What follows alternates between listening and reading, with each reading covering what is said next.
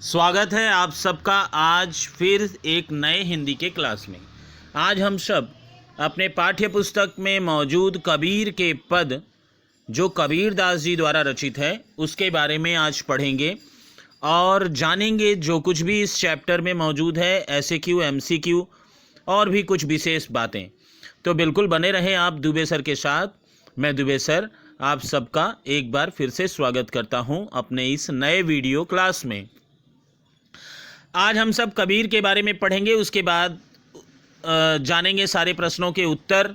साथ ही साथ मैं आप लोगों से यह भी बता देना चाहता हूं कि कुछ नई जानकारी भी मैं वीडियो के बीच में देता रहता हूं, अपने क्लास के बीच में देता रहता हूं। तो आप बिल्कुल बने रहें और जाएं नहीं कहीं, ताकि आप नई नई जानकारियों के साथ अपने क्लास को कंप्लीट करें। तो चलिए शुरू करते हैं आज के क्लास के पहले प्रश्न के बारे में। सबसे पहला प्रश्न है, कबीर के गुरु कौन थे? तो आपका उत्तर है वल्लभाचार्य, नरहरिदास, रामानुजाचार्य या रामानंद। तो आप इसका उत्तर देंगे रामानंद। दूसरा प्रश्न है, कबीर का जन्म स्थान है काशी, जौनपुर, प्रयाग, वैशाली। तो हम सभी जानते हैं कि कबीर उत्तर प्रदेश के काशी में जन्मे थे, तो यहाँ पर उत्तर होगा काशी। अगला प्रश्न है, कबीर की रचना है बीजक, साहित्य लहरी, पद्मावत, भक्तमाल। तो मैं आपको बता दूं कि कबीर पढ़े लिखे नहीं थे, पर उनकी वाणी का संग्रह बीजक नामक पुस्तक में मौजूद है, जो उनके शिष्य ने लिखा था, और वही आज दोहों का संग्रह बीजक के नाम से जाना जाता है, जो साखी शबद रमैनी 3 खंडों में मौजूद है। 3 भाग हैं इसके, और उसमें से साखी का दोहा आपके सिलेबस में है।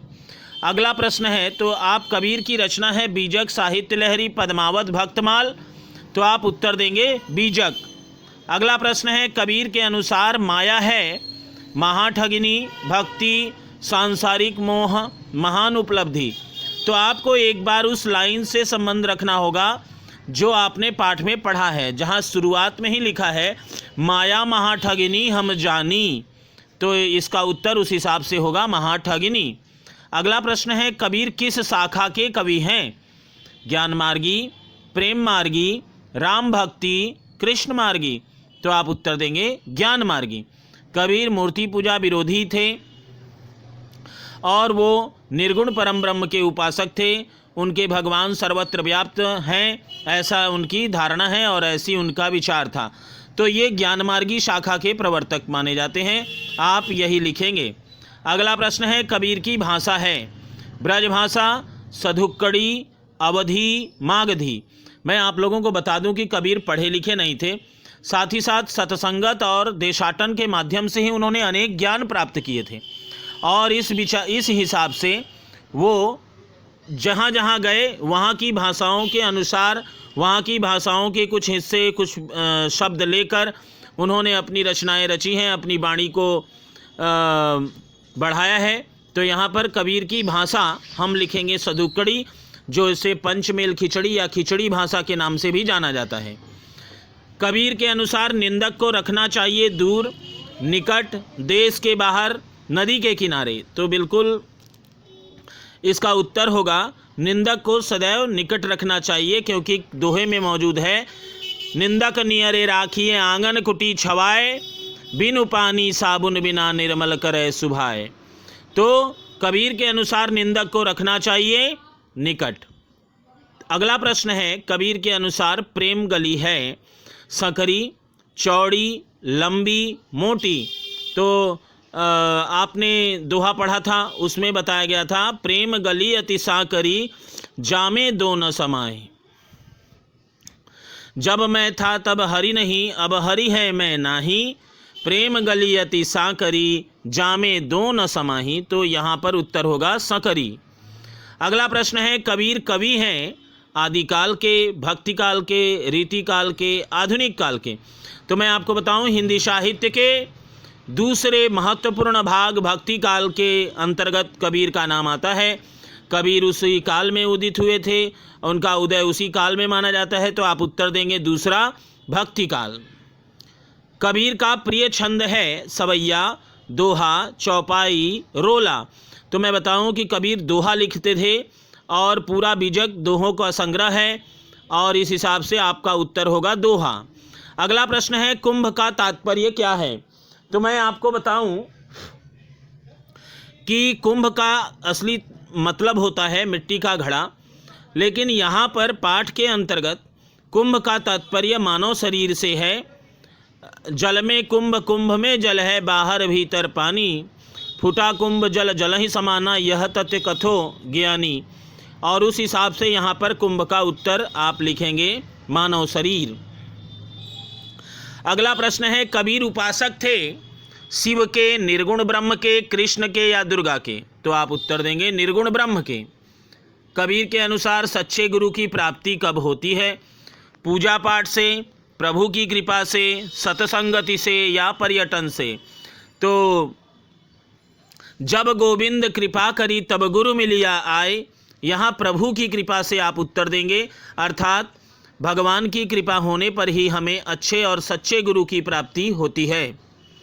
अगला प्रश्न है कबीरदास जी के अनुसार जीवन की सबसे बड़ी उपलब्धि है धन प्राप्त करना, सच्चा गुरु प्राप्त करना, वैभव प्राप्त करना या परिवार में रहना। तो आप उत्तर देंगे सच्चा गुरु प्राप्त करना। कबीर ने गुरु को अत्यधिक महत्व दिया है। उनका मानना है कि किसी भी व्यक्ति के जीवन को सही से संवारने के लिए एक सच्चे गुरु का होना अत्यंत आवश्यक है। इसी उद्देश्य से उन्होंने गुरु के महत्व को अत्यधिक बखाना है, और वह सब कुछ आपको यहाँ साखी के अंतर्गत मिल रहा है और आपने वही उन्हीं से संबंधित दोहों को पढ़ा है। प्रश्न है कबीर की वाणियों का संग्रह कौन सा ग्रंथ है। रामायण, महाभारत, बीजक और रामचरितमानस। तो आप अगर नहीं भी पढ़े हैं तो भी पिछले प्रश्नों का उत्तर देते हुए आप यह समझ गए होंगे कि बीजक ही कबीर की रचना है और उनकी वाणियों का संग्रह बीजक है। अगला प्रश्न है तब गुरु मिलिया आए, गुरु कब मिलेंगे। जाप द्वारा, गुरु कृपा द्वारा, तप साधना द्वारा, इनमें से कोई नहीं। तो गुरु कृपा द्वारा गुरु मिलेंगे। कबीर को कहाँ पाया गया था। राजा तालाब के पास, लहर तारा तालाब के पास, राजघाट के पास या रामगंगा घाट के पास। तो आप उत्तर देंगे लहर तारा तालाब के पास। अगला प्रश्न है कबीर का पालन पोषण किस परिवार में हुआ था। कबीर का पालन पोषण कुम्हार परिवार में, जुलाहा परिवार में, ब्राह्मण परिवार में या अनाथालय में।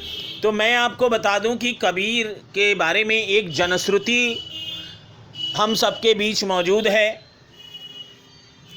जिसमें कहा जाता है कि कबीर का जन्म एक विधवा ब्राह्मणी के पेट से हुआ था और उस विधवा ब्राह्मणी ने लोकलाज के डर से कबीर को लहर तारा तालाब के पास छोड़ गई थी उन्हें तालाब में डुबाने के लिए, लेकिन वह ऐसा न कर सकी एक माँ होने के नाते, और उसने लहर तारा तालाब के किनारे कबीर को छोड़कर आ गई और वहीं पर उन्हें नीरू और नीमा नामक जुलाहे ने पाया और उन लोगों के पास कोई बच्चा नहीं था, इसलिए वो ले गए और इनका पालन पोषण किया।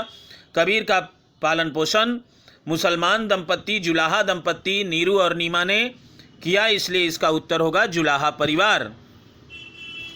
कबीर की विचारधारा मानने वालों को क्या कहा जाता है। कबीरपंथी, रामानंदी, अघोरपंथी या घोरपंथी। तो इसका उत्तर होगा कबीरपंथी। कबीर किस भक्ति धारा के प्रवर्तक थे। प्रेमाश्रयी भक्तिधारा, सगुण भक्तिधारा, ज्ञानाश्रयी भक्तिधारा या सूफी संत धारा। तो आप उत्तर देंगे तीसरा, ज्ञानाश्रयी भक्तिधारा। कबीरदास जी किसके विरोधी थे। मूर्ति पूजा के, पर्यटन के, सत्संगत के या कर्म करने के। तो जैसा कि आप उत्तर देख रहे हैं कि नीचे के तीनों बातों का कोई भी सही व्यक्ति विरोधी नहीं हो सकता, अतः पहला आप दे सकते हैं मूर्ति पूजा के विरोधी थे। कबीरदास जी ने अंधा किसे कहा है। जिसको दिखाई नहीं देता, अज्ञानी को, अंधभक्ति करने वाले को या जो दूसरों की बात नहीं मानता। तो आप उत्तर देंगे अज्ञानी को। अगला प्रश्न है कबीर के अनुसार सच्चे गुरु की प्राप्ति कब होती है। तो उत्तर होगा पर्यटन से, ईश्वर की कृपा से, सतसंगति से या ढूंढने से, तो कबीर के अनुसार सच्चे गुरु की प्राप्ति ईश्वर की कृपा से होती है। कबीर ने साधु की से कहा है, सन्यासी को, महंत को, सज्जन को, जटाजूट धारण करने वाले को। तो कबीर ने सज्जन व्यक्ति को साधु कहा है। अब यहाँ MCQ प्रश्नों का दौर खत्म हो रहा है और अब हम लोग ऐसे क्यू प्रश्नों की तरफ बढ़ेंगे जिनके उत्तर यहाँ दिए हुए हैं। मैं पढ़कर आपको सुनाता हूँ। कबीर के अनुसार ज्ञान का प्रकाश कब होता है? कबीर के अनुसार ज्ञान का प्रकाश सच्चे गुरु के मिलने पर होता है। सच्चे गुरु की प्राप्ति कब होती है? ईश्वर की कृपा होने पर सच्चे गुरु की प्राप्ति होती है। कबीर के अनुसार कौन सी वस्तुएं एक साथ नहीं रह सकती? कबीर के अनुसार अहंकार और ईश्वर की अनुकंपा एक साथ नहीं रह सकती। अगला प्रश्न है, निंदा करने वाले को कबीर ने क्यों महत्व दिया है? निंदा करने वाला व्यक्ति बिना साबुन और पानी के ही हमारे स्वभाव और हृदय को साफ कर देता है, स्वच्छ कर देता है, जिससे कि हमारा लाभ होता है। इसलिए निंदा करने वाले को कबीर ने अधिक महत्व दिया है। कबीर के अनुसार ज्ञानी कौन है? कबीर दास जी के अनुसार आत्मज्ञान रखने वाला व्यक्ति ही सच्चे अर्थों में ज्ञानी है। कबीर की मृत्यु कहाँ हुई थी?